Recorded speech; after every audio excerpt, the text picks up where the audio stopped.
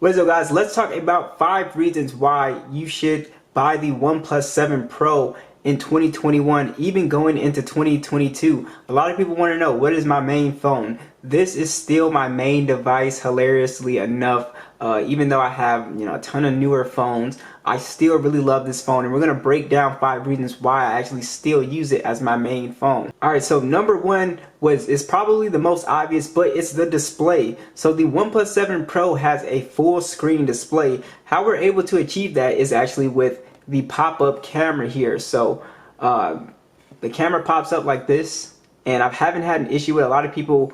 A lot of manufacturers stopped doing it because they said it was gonna break or something like that. It's risky, but as far as the data goes, pop-up cameras are perfectly fine. They're very durable, so I'm not sure why we don't see more full screen phones, but we don't. But the reason why I kept this phone is look how beautiful this display is. Now I'm gonna take out some newer phones. Pixel 6 Pro here, a great phone, has a punch hole, right? iPhone 13 Pro has an even bigger notch. This phone has a beautiful, almost like you're holding a screen in your hand.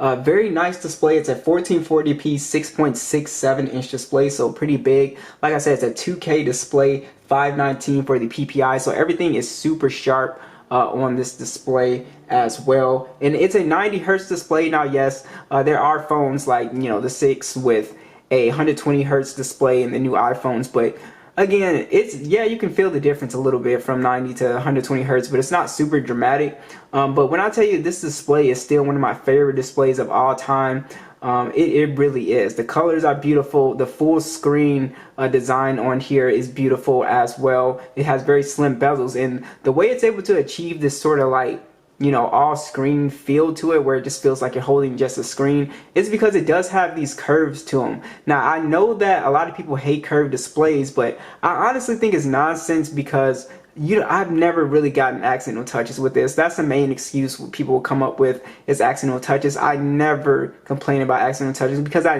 rarely get them, if at all, with this phone. I never get them to the point where I can't even recall the last time I've said, oh, I'm getting accidental touches.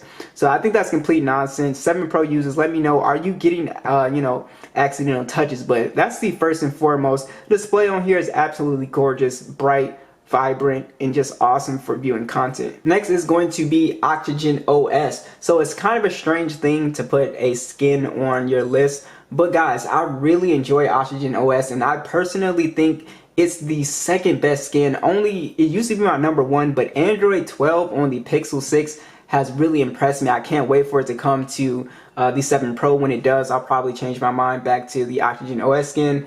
But this skin is really awesome. It's a very simple skin, and also OnePlus does set up everything, the icons. I just love how everything looks, but also the settings is extremely clean on here. I just love the overall, aesthetic and look of the skin of OxygenOS, and I think they do a really good job of patching, little bugs and stuff here. They do pretty good with software updates.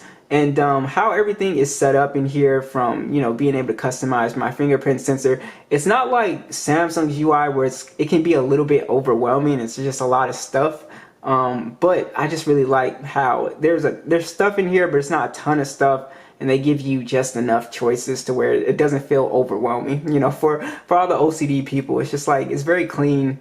It's very nice looking, so that's what I really like. And you do have little customizations. You can apply skins very easily and stuff like that. As you can see, if I wanted to go into the store, I can just go into the store and just download me a skin. That's why I just like, everything is just really clean on OxygenOS, and I really enjoy how they have everything laid out. So it's not so much that it's so much better than MIUI or One UI or another skin. I just like the way everything looks and everything's laid out, if that makes sense. So I really do like OxygenOS. It's very clean. A lot of people do not like this Android 11 update, but you guys have to update to the latest patch. It fixes a lot of the bugs that we saw, because the Android 10 update was much better. Update to the latest patch and you'll see what I'm talking about. They did clean that up.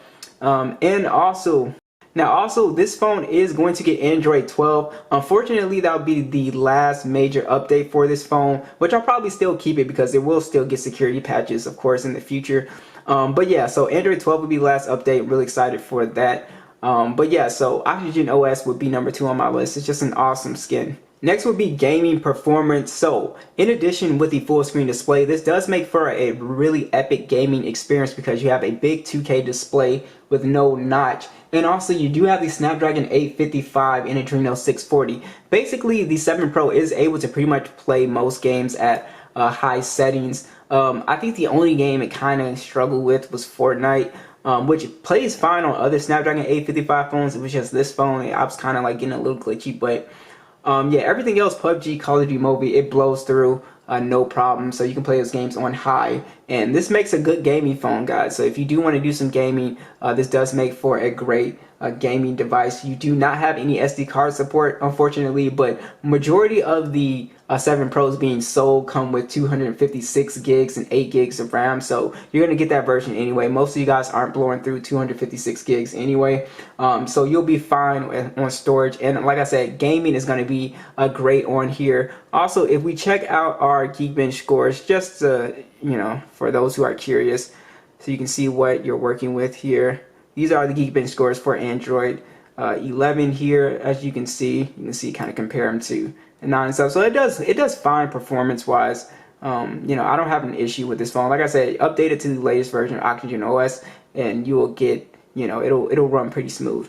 So next would be the biometrics. So I like that this phone, even with a full screen display, is still able to take advantage of the pop-up selfie cam to unlock the phone. I absolutely love that, even though it has an extremely fast in-display fingerprint sensor, which I have no problem with. It's just a little tap. And it's still faster than a lot of other fingerprint scanners to me, even in newer phones, just like the Pixel, for example. With the Pixel, you kind of have to hold this longer, as you saw. See how I'm holding it longer? And then on the 7 Pro, it's just like a little tap. And it's very natural feeling. So it doesn't feel like it's like, oh, I have to use the in-display fingerprint sensor.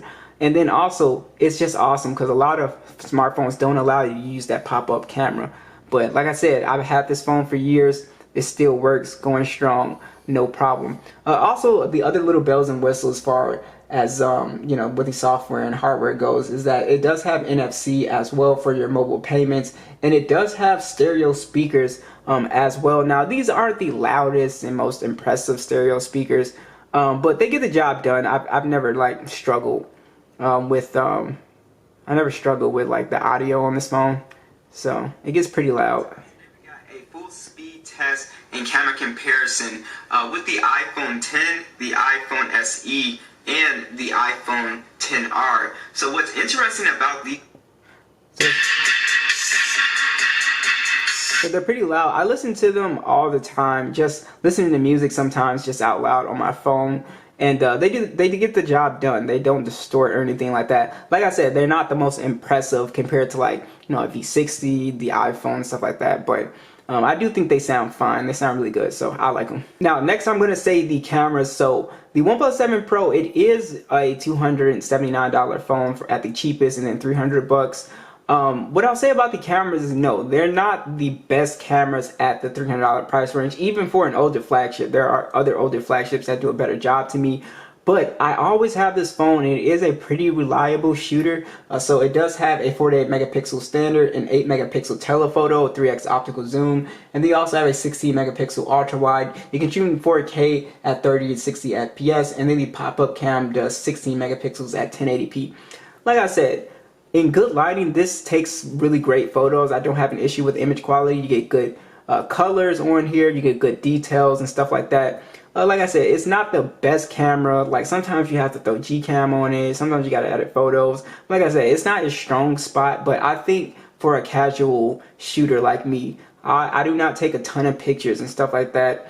But when I do, if I'm in good lighting, I'll, more than happy to just take my 7 Pro out and snap a picture, and it'll come out perfectly fine. So I don't have an issue with that. So images are pretty good on here. So I'm not gonna, talk too much down about the cameras, considering that the price is really good on this, and you do get some pretty decent cameras.